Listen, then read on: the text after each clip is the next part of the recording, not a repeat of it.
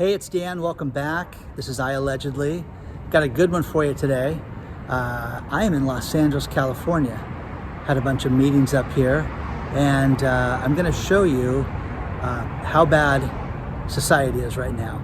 And what I mean by that is civilization cannot survive without dealing with good and bad in the world. And what I mean by that is when you have massive theft, when you have lawlessness, when you have a society that doesn't punish people for criminal acts, we lose. Good people lose. I am right near the corner of Sunset and Vine, and down the street from where my daughter lives, and I'm outside the Walgreens right now. Oh, before I get into it, please take a second. Please hit the like button. Please hit the subscribe button. Share this with all your friends and colleagues. And here's a Walgreens, okay? This was thriving. This was thriving 60 days ago. You've got all these stores closed in this courtyard, and I'm right outside Sunset and Vine. But what you have is you've got the Walgreens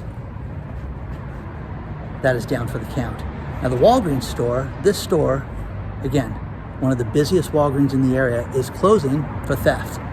Absolutely shocking and terrible. Very, very busy, but they're closing the store on February 28th for good. Now, the problem with this is that we're seeing this more and more and more, and we're just accepting that crime and retail crime is okay. Guys, this is not. People need to be punished for stealing. You know, this sandwich shop I was just told just opened, the Ike's just opened. But guys, this is just shocking. It's absolutely tragic. I'll take you inside the store in a second. But I was up here for a few different meetings. My business, one thing that we do to promote the business is have different mixers that stopped with the health crisis. One thing that we've researched is how to get back into having the mixers, how to get back into having the large events, and with the state reopening, perfect timing. Well, as this snuck out and as people start to say, hey, Dan's going to have these events, people said, hey, we want you to have them up here.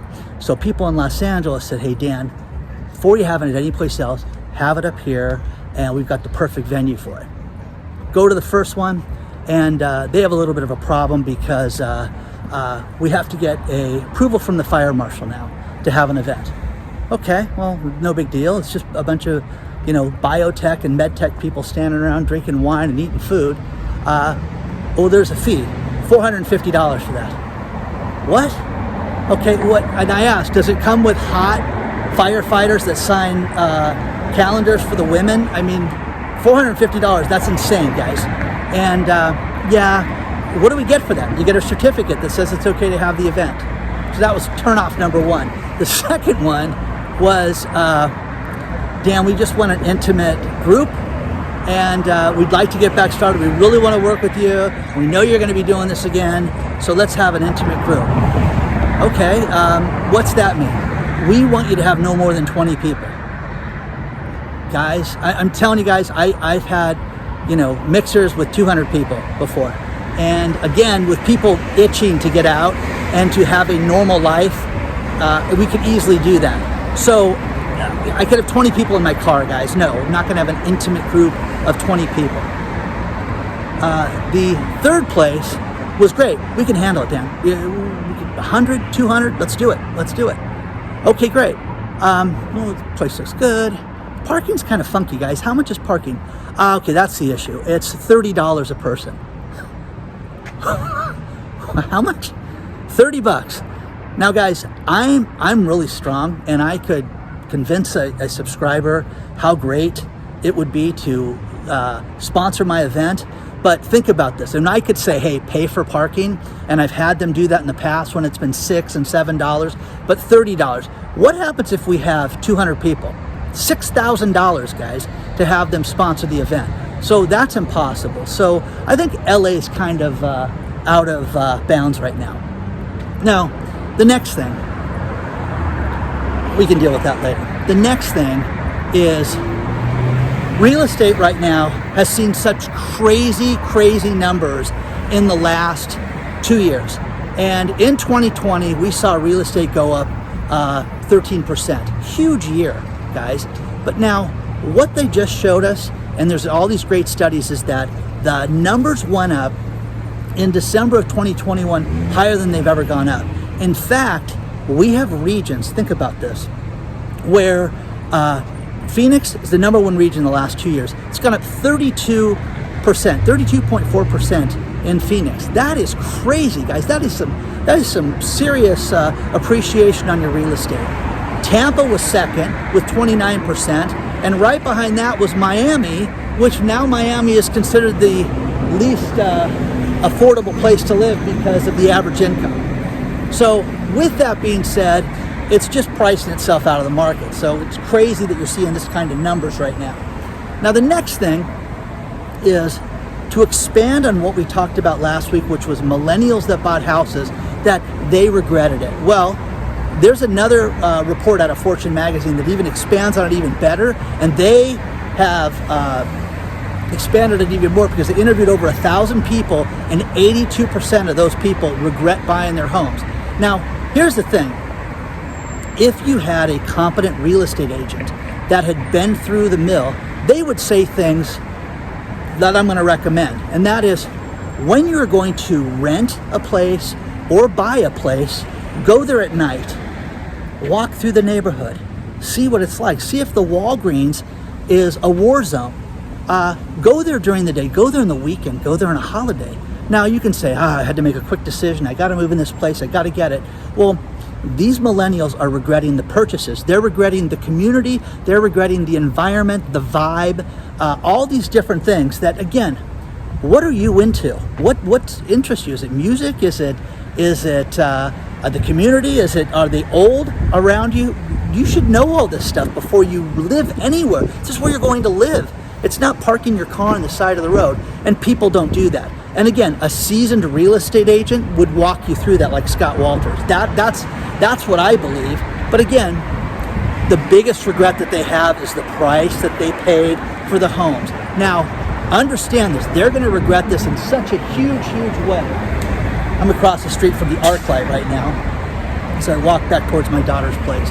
And you're going to see people regret in such a huge way the fact that they're going to own an asset that they're going to pay more than it is worth, a depreciating asset. Now you can sit there and say, that hasn't been proven yet, Dan, and we don't know if the real estate market's going to go down yet. Here's what we know right now, and that is that these people paid too much for things, and that when you have communities that go up 32% in price, that's Looneyville, guys, and that's crazy. It's always nice when the police helicopters are out here. I feel so much safer because they're not looking for me. So,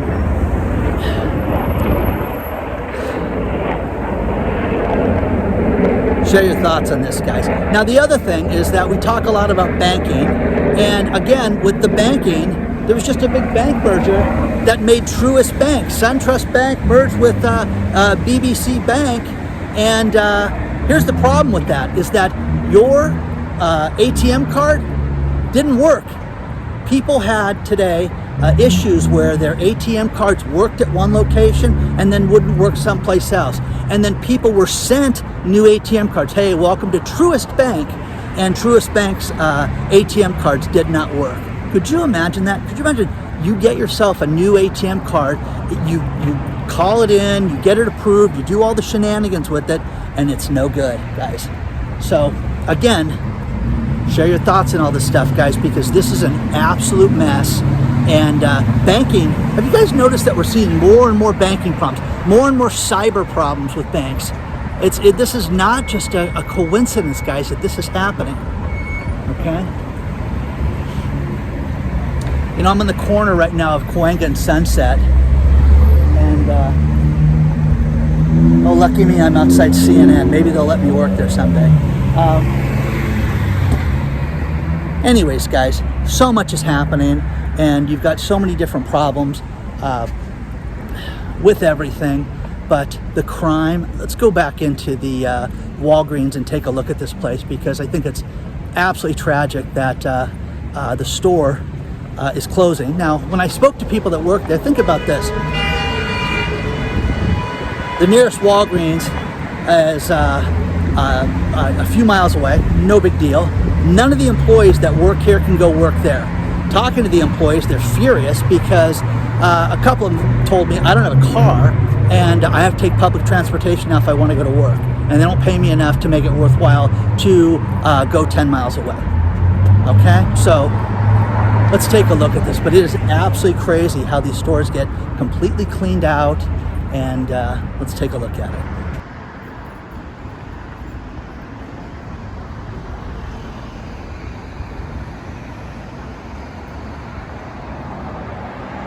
Let's take a look.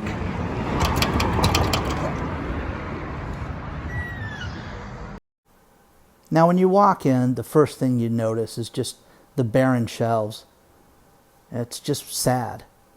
And, some of the things, like cosmetics, that just haven't sold, or maybe they're not at a reduced enough price for people to really jump on it, are still there. Everything's marked down that's left, let's put it that way. But you just have aisle after aisle of just empty space. And it's sad. Some of the employees are upset about this. Some weren't given really enough notice. But the retail crime is affecting so many people. It just really is. I've been in this store before, and it's been absolutely busy and packed. And I can't imagine being, a lack of sales. But again, this is just sign of the times right now. And absolutely terrible to see this. It really is. I mean, they have nothing in the frozen food section. It's completely cleaned out as well. Take a look at this. Look at that. It's just all closed. No drinks. You can't get a soda. Nothing. It's just really, really sad.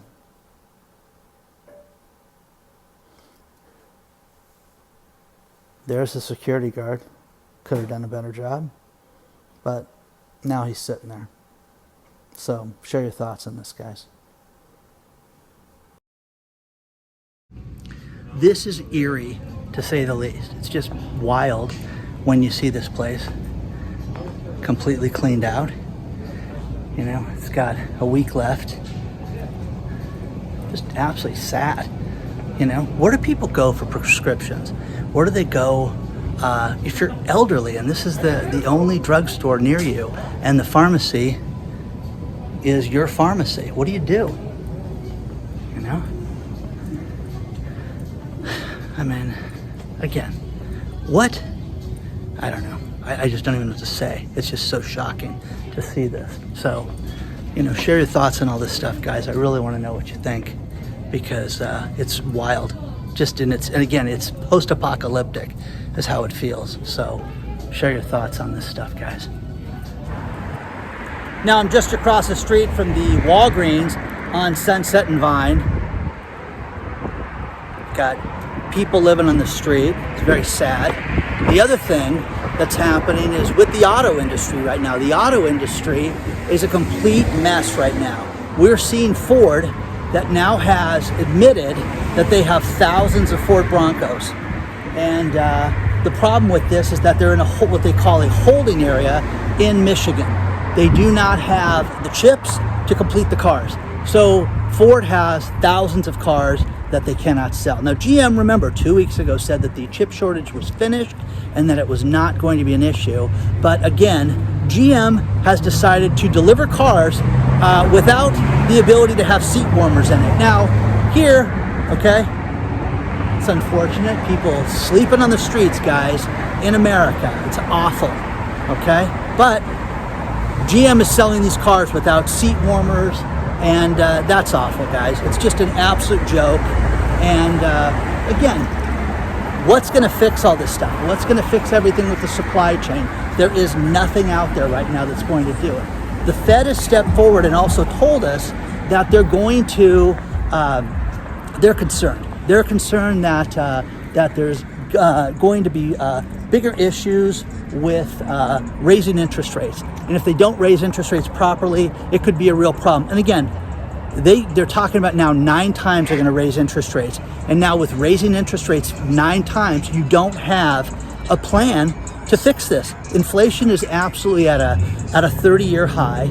You've got all these different banks that are closing right now, right before our eyes. And things are an absolute mess. You know, this is sad. You've got people living right off of Sunset Boulevard, guys. I mean, this is absolutely tragic, to say the least, okay? And what's being done about this? What are the politicians doing about this? You know, nothing. Nothing at all, okay? The line for McDonald's sure is long. So, you know, there's that. But, you know, share your thoughts on all this stuff, guys, because it's just getting worse right now. And nothing is being done. As we have all these geopolitical problems in the world with things like, I don't know, Ukraine and Russia right now, this is only going to get worse right now. And gas prices, I saw a study today that we could see $15 a gallon gas. Oh, Dan, you're insane. That would never happen. That's outrageous. You're making that up. Okay, take a look at everything below and let me know what you think. Because again, you're easily going to see $100 a barrel for gas. It's going to go to $150. And again, we were energy independent a year ago, and now we're not. We're the furthest thing from it right now. Where am I? I'm on Vine right now. So share your thoughts on all this stuff, guys. It's just insanity. Speaking of cars, I've got a couple stories. Used car prices right now are up over 30% than they were 2 years ago, to an average price of $30,000. Now here's the sick number. Cars that are 9 years old, guys, are 43% higher than they were from 9 years ago. Isn't that crazy? 43%. Now, again, this is not going to continue. And tell you a quick little story. There is a subscriber that wrote me and told me about a situation she was going to have. I never got authorization to give her name, so I won't give her name. I'm just going to tell the story. And the story is this. She has a leased vehicle with just a few months left on the vehicle, and she'd like to turn the car in. Great. Contacts the dealership, and they say, okay, that's fantastic. We have a destination charge when you purchase the vehicle. Okay, huh? What's that? Well, it's a $1,500 charge when you get the vehicle. Now, guys, a destination charge, let me explain this to you.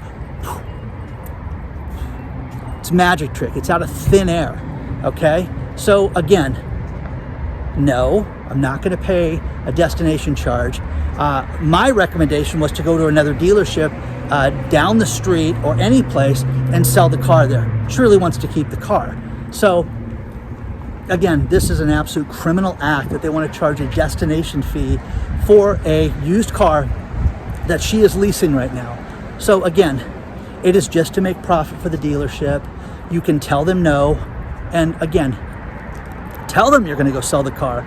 Go see if you could sell the car to another dealership. Pocket money. One guy got $15,000, turned his car in. They paid 6 payments. He got $15,000 back in cash. Here's your check. Okay? Crazy, guys. But again, this reminds me of a story that happened to me, and I told her this. And that is, my sister was married to somebody who was really one of those anal guys, okay? Nice guy, but they had a car, they had a Land Rover that was absolutely beautiful, and my sister leased the car, and at the end of their lease, I was like, wow, that would be the greatest car in the world to buy because you drove it, and your husband, Mr. Anal, he's the guy that, was overseeing the car. And what do you guys owe in the car? It was nothing, guys. It was very inexpensive. Now, here's the thing. This is what good care this guy took. He called me one night at 11:45 to say, hey, Dan, I got to talk to you about this. And before you get this car, I got to tell you something. Okay, what's that? He goes, well, I kept that maintenance log book, and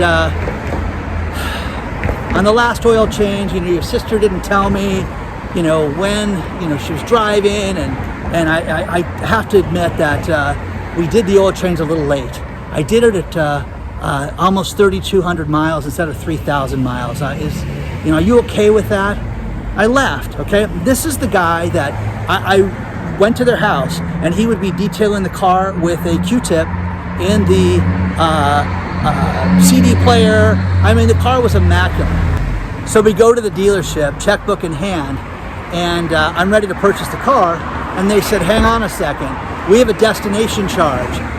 We've got dock fees, and we need to certify the car that the car is in good running condition and go through all our different point checklists. Okay? And I said, no. My brother-in-law, okay, I wasn't worried about the quality of the car at that point. So I explained that they were a den of thieves, is the exact words I used, and we settled on I think it was $150 dock fee, and that was it. And I wrote a check and got the car, and that was it. Now, what I had told this woman was offer them nothing and go from there. Tell them that you're going to sell the car. And again, if you guys are ever put in this situation, just negotiate it. No is an answer. It's not a reflection on you. And remember, $1,500 is the starting price. Tell them you'll do it for $50 if you have to pay a dock fee.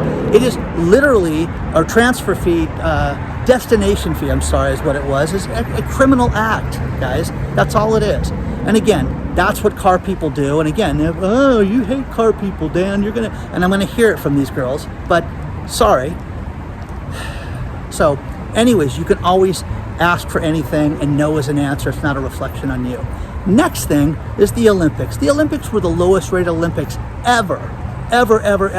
Now, NBC paid $7.75 billion to have the Olympics through 2032, and this was a dismal failure that they lost billions of dollars on. So that's awesome, man. I think that's great.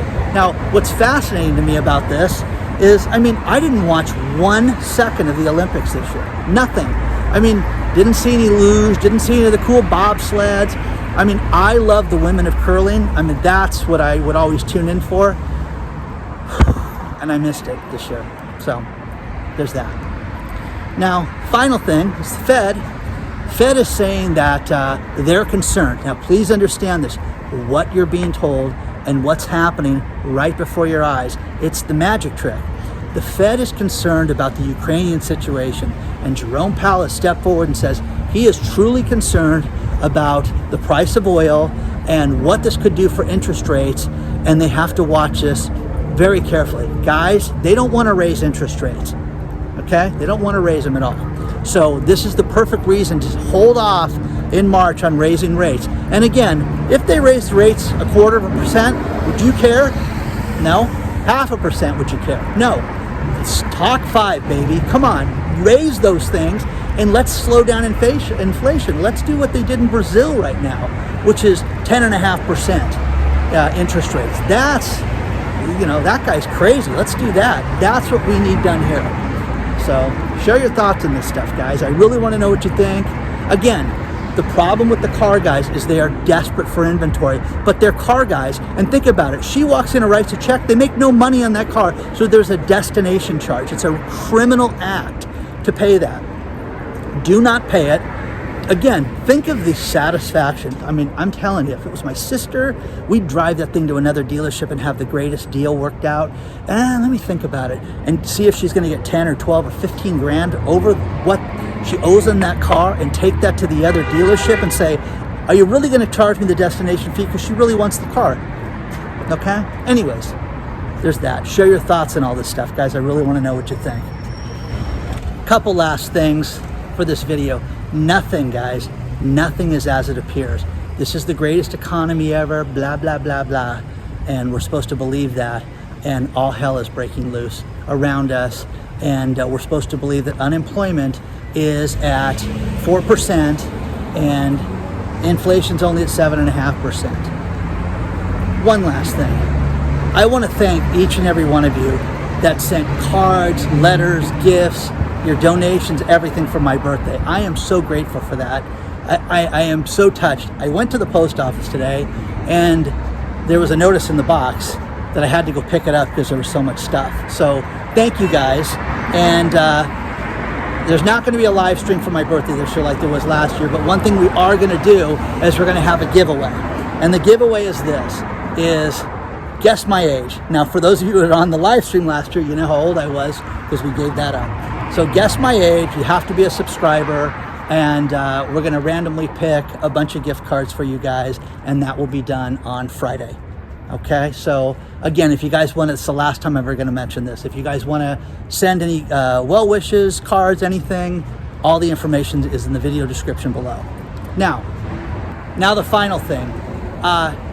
Ian Calderon and Dennis Porter are trying to get a measure put forward in California where they want to make Bitcoin legal tender.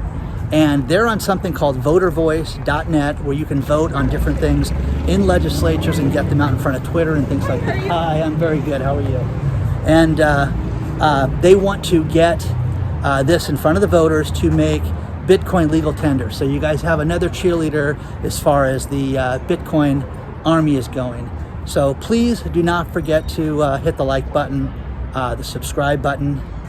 Share this with all your friends and colleagues and everybody. Don't forget you can join the email list, which is in the video description below. You can join Patreon to get more access to me, which is in the video description below. Plus, the final thing with Webull is that promotion ends for the 3 free stocks, ends in, I think, 3 days. So sign up for that now. And if you guys have signed up for an account, put a deposit in there because they can give you 2 more stocks worth up to $3,000. So onward and upward, guys. I will see you guys very soon. And just a quick video for you today.